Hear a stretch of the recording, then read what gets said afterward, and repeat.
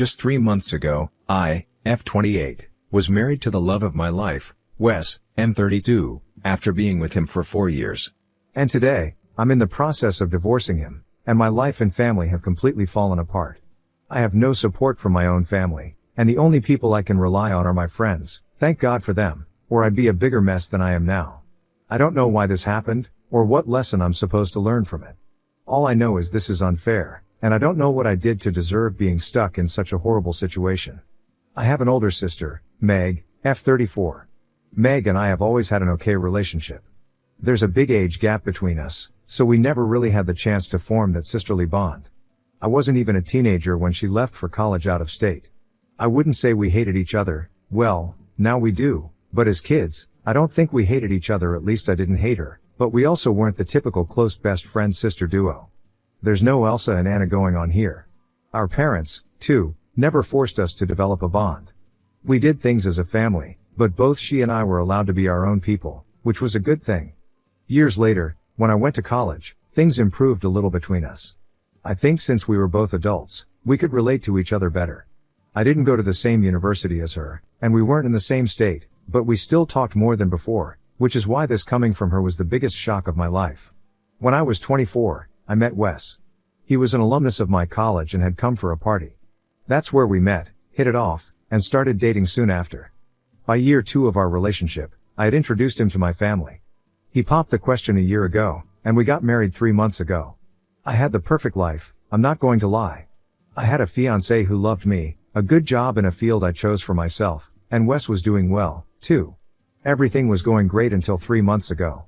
Meg, on the other hand, had a more difficult personal life. She got married when she was 25 to a man none of us liked. It was obvious he wasn't good for her, but no matter what we said, she wouldn't budge from her decision. So we let her be because that's all we could do. It wasn't a happy marriage by any means. He forced or rather manipulated her into leaving her job, which she did, making her financially dependent on him. My parents and I asked her many times if she was okay with it and told her we'd support her if she wanted to leave, but she always said no and asked us not to meddle. The breaking point for us, or rather me, came when she claimed I was hellbent on destroying her marriage because I had no one of my own. This was 5 years ago, before I met Wes. I knew then there was no point in arguing with her or trying to make her see sense. She was behaving like a woman who was blind in love by choice, and any help offered was seen as an affront. That was the last time I spoke to her about her a-hole of a husband, and we had very limited contact for close to 2 years after that. When I was 25 and she was 31, she finally got divorced. I never asked her the reason because I didn't want to meddle, not even a little. She tried to talk to me about it, but I always shut her down. Call me cruel or whatever, but I didn't have the energy or willingness to participate in it again. For years, I'd tried looking out for her, but in the end, I was blamed and shamed for it, and there was just no way I was engaging again. It pissed her off a lot, because I assumed she wanted support at that time, but I was out. This isn't to say I was downright cruel or mean to her. We patched up, sort of, and spent time together talking, hanging out. She'd moved to my state, and she even ranted about her issues to me, but I never gave any input. She was welcome to grieve and complain, but I wasn't going to open my mouth when it came to her ex-husband. She knew this, and it pissed her off, so much so that she sometimes tried to rile me up and get a reaction, but I knew better than to fall for it. Wes, for his part, could never understand the dynamic between me and my sister. He used to defend her and say that her judgment was clouded because of her husband, and that I shouldn't hold that against her. According to him, it's natural for people to behave this way when they're in love or when they've made a decision for themselves and it turns out to be wrong. No one likes to admit they screwed up, especially when others told them not to do something. I agree with him on this. No one likes being told, "I told you so." But downright accusing someone of being a homewrecker is vile and disgusting, and I wasn't going to put up with it. And it's hilarious how she accused me of being a homewrecker when she's the one who had an affair with my husband. Anyway, so Wes and Meg had an okay relationship, in the sense that it was as okay as I allowed. I didn't engage with her much, so Wes's contact with her was limited as well. We met when we had time, and he always had a more sympathetic take towards her than I did. All through my relationship with him, I never suspected they were involved. Their interaction was limited, and I never imagined I would have to worry about something like this because Wes wasn't the kind of man to cheat. We got married 3 months ago, and everything was great. We had a great ceremony, our families were happy, and everyone attended. It was wonderful, but we postponed the honeymoon because we wanted to go on the Disneyland cruise. We knew we wouldn't get leave for 2 big vacations. So, right after the wedding, we focused on decorating the house. I had moved in with him, the house is in his name, and things were good for the first couple of weeks.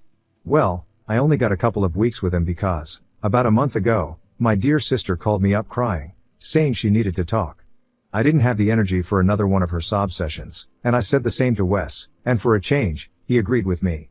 Little did I know what was coming. I told her I was busy, but she kept insisting it was urgent and we needed to meet.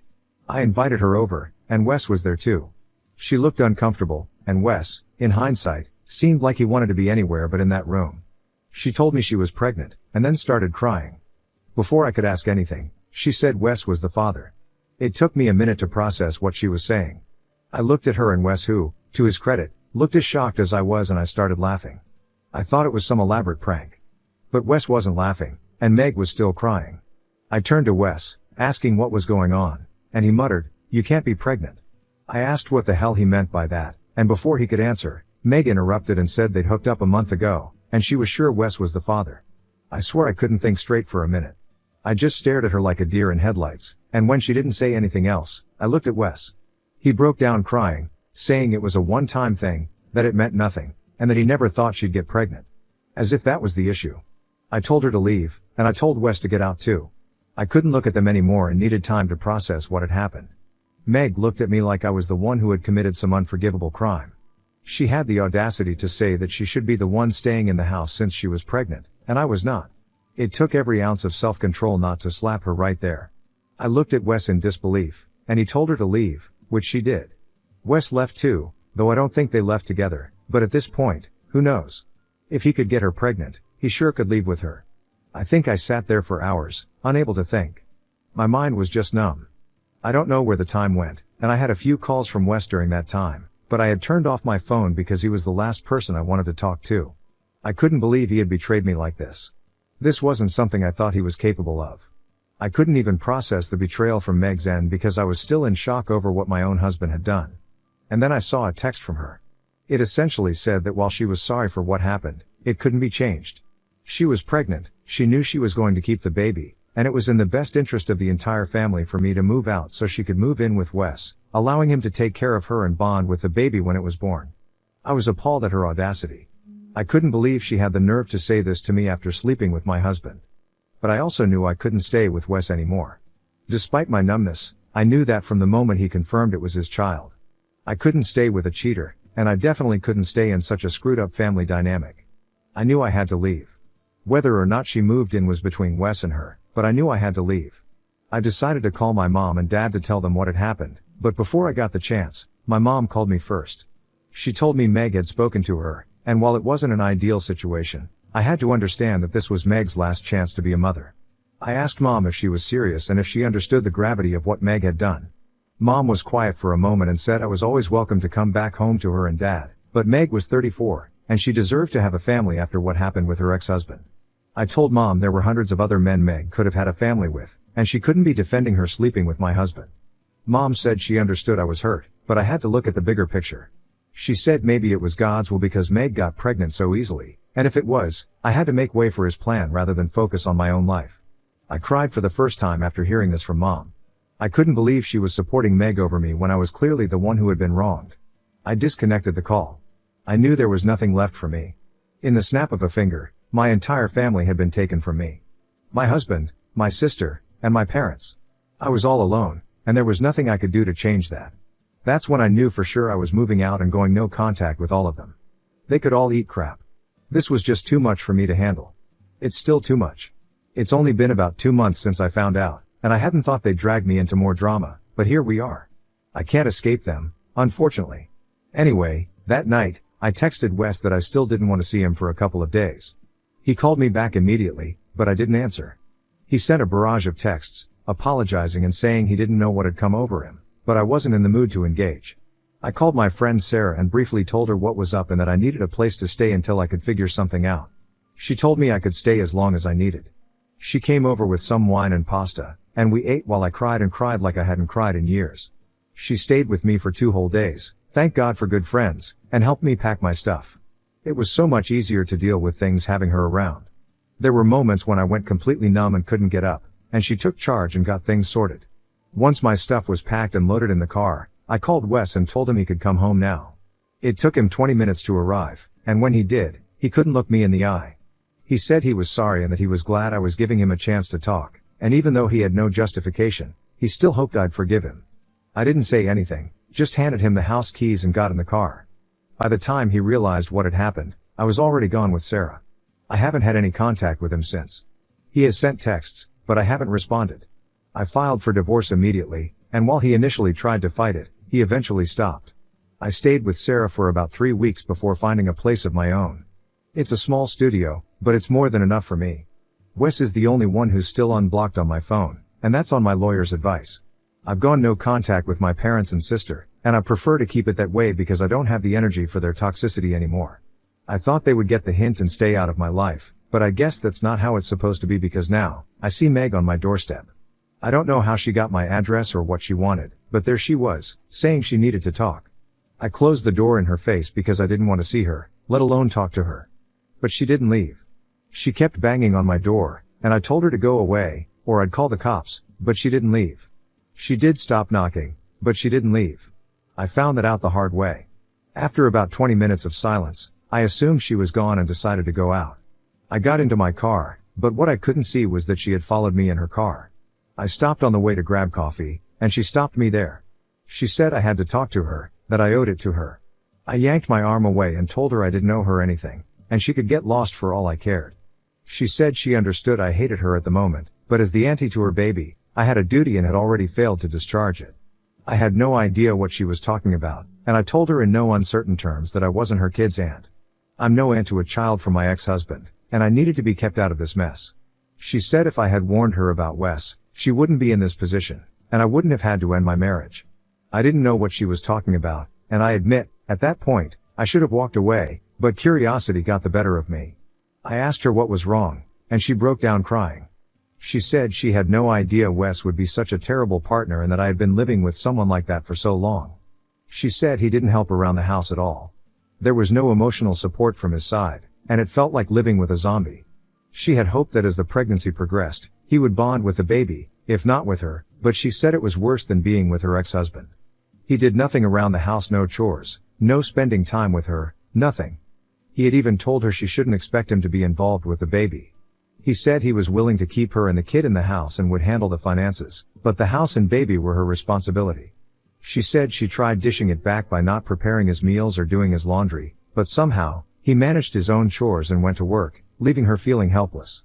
She said if she had known he would be this way, she wouldn't have revealed who the father was and would have raised the kid on her own. But I had led her to believe that he was a wonderful partner, which is why she dropped the bomb, but now her life was worse than before. I told her I had no idea how she had the nerve to blame me after sleeping with my husband, but I wished her luck, and she could do whatever she wanted since I was out. She said I couldn't leave her like this, but I wasn't in the mood to listen anymore, so I left the cafe. Now, I'm sitting in my car typing this out because I don't know what to do, how to feel, or who to talk to. This is such a big mess, and I don't know if I'll ever be able to make my way out of this. I just hope she doesn't contact me again, and I hope Wes doesn't find out she met me. I'm worried if he does, he'll start texting and calling me again, and I don't have the energy to deal with that anymore. Edit, I went through all the comments, and they've opened my eyes to what really happened. I was too stunned to process Meg's reaction, but now I realize she may have purposely baby-trapped Wes because she thought he was a good partner, especially after her horrible experience with her ex-husband. I'm not excusing Wes, he hurt me beyond repair, but the more I think about it, the more likely it seems. Her entire tirade earlier was about how she felt cheated because Wes wasn't the partner I propped him up to be. But why should that bother her? Why would she say that if I'd told her the truth, things would be the same? It's disgusting and appalling how vile she can be. I can't believe I second-guessed myself after what she said. And the confusing part is that Wes has never been the way she described him. He's always been so hands-on, and her description seems like a lie. I've never known him to be a slacker, and this behavior baffles me completely. I don't know why he's doing this, and I don't want to know either. I'm still struggling with the betrayal, and it's been very hard to adjust to this new normal. I don't want more drama at their expense. They can have the mess they've created. I'm out. Update 1, I wasn't out of this. No matter how hard I try, I keep getting pulled back into their chaos. I had no intention of telling Wes about my meeting with Meg, and I had no desire to contact her again. I had left them to their own devices, but Wes showed up at my house. I don't know how they know where I live. I know Sarah hasn't told them, and I haven't had anyone over who would snitch. Maybe they're stalking me from work, or Wes still has access to my location, though I know that's not possible. Anyway, when I opened the door, it looked like I was meeting a ghost. He was a shell of himself. His cheeks were sunken, and he had dark circles as big as craters. If I didn't absolutely hate him, I might have rushed over and hugged him. That was my reflex, if I'm being honest, but I had to control myself. He said he needed to talk to me one last time and wouldn't bother me again. I let him in, and he spoke for about half an hour. He apologized over and over, saying he was disgusted with himself. He told me that Meg came over one day while I was at work, looking for me, and when he told her I wasn't there, she broke down crying. She started off by saying she regretted not having a closer relationship with me and would do anything to fix that. Wes said she asked for his help in making this happen. She was crying a lot, and he said he was consoling her, and one thing led to another. I couldn't control my anger when he said that. I told him there was no justification for what he'd done, and he said he knew he had screwed up and had no excuse. He said he just wanted me to know what had happened. He swore that was the only time anything like that had happened, and he had wanted to tell me immediately, but Meg begged him not to. Even when she told us she was pregnant, he said he was against her keeping it and had asked her to abort it, but she was adamant about keeping the baby. Wes said if I gave him one more chance, he would cut off all contact with her and the baby and start fresh with me. He said he had been acting like a terrible partner on purpose to show Meg they would never be a family, no matter what she tried to pretend. He told me my parents and Meg were manipulating him into accepting the situation, but he knew it was wrong. I asked if he was going to marry Meg, and he said he was in the process of kicking her out. He had tried backhanded tactics, but they hadn't worked, so now he had to face it head on and kick her out himself. He still held out hope I'd forgive him, and he said he'd chosen to wait for me. I told him there was almost no chance I'd ever go back to him because I couldn't get over the betrayal. I said nothing could be worse than him sleeping with my own sister. I told him he had the luxury of ignoring what happened and moving on, but I was stuck with his family for life. There was already too much unavoidable involvement on my part, and I didn't want to complicate things further. He begged me to reconsider, but I stayed firm. I told him I was going to proceed with the divorce, no matter what, and there was no point dragging it out. He looked heartbroken, and it was just so sad. Despite everything, I still love the guy. That's the worst part. I love him so much, but I can never overlook what he's done. That's the tragedy of it all. Update 2. For those waiting for a dramatic update, I'm sorry to disappoint you. I've gone completely low contact with Wes, and the divorce will be finalized in a couple of weeks. He's kicked Meg out, and she somehow found a way to blame me for it, but honestly, at this point, I don't even care. My parents tried getting in touch with me to argue Meg's case to Wes. I don't know what kind of stuff they're on to even suggest something like that, but I didn't respond. There's no point talking to people so indifferent to other people's pain that they don't even know what to say. Other than that, life is normal. I mean, as normal as it can be in these circumstances. There are still days when I break down uncontrollably, but overall, I'm doing better. I have my friends, I have my job, and I keep myself busy, and I don't think I should expect any more from myself so soon. I genuinely feel the worst is over, and I know I'll be going no contact with the baby too. I know it's not the baby's fault, but it's best for me to stay as far away from this mess as possible.